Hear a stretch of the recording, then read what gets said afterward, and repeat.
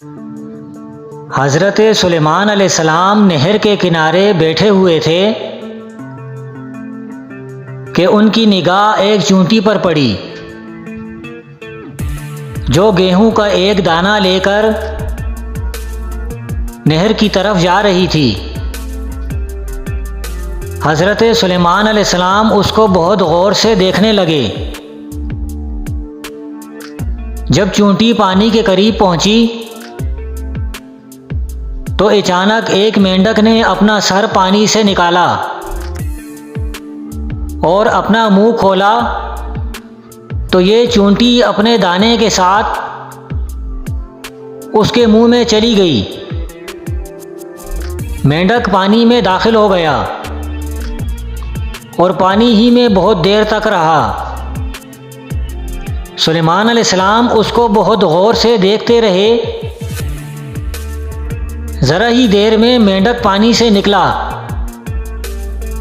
اور اپنا منہ کھولا تو چونٹی باہر نکلی، البتہ اس کے ساتھ دانہ نہ تھا۔ حضرت سلیمان علیہ السلام نے اس کو بلا کر معلوم کیا کہ ماجرا کیا تھا اور وہ کہاں گئی تھی۔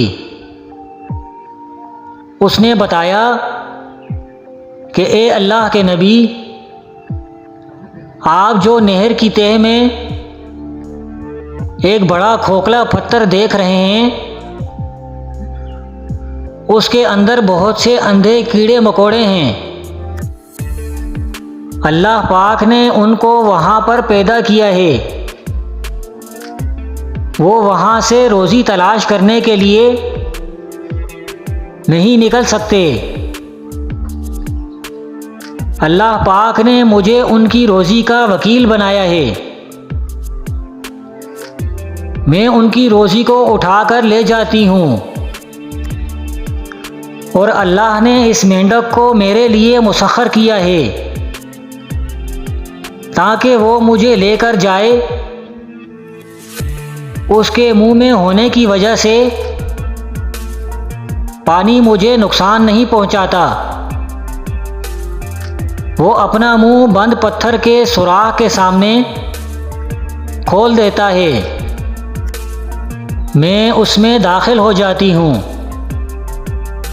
جب میں اس کی روزی اس تک پہنچا کر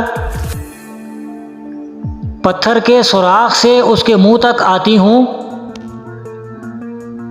تو مینڈک مجھے منہ سے باہر نکال دیتا ہے۔ حضرت سلیمان علیہ السلام نے فرمایا، کیا تو نے ان کیڑوں کی کسی تسبیح کو سنا؟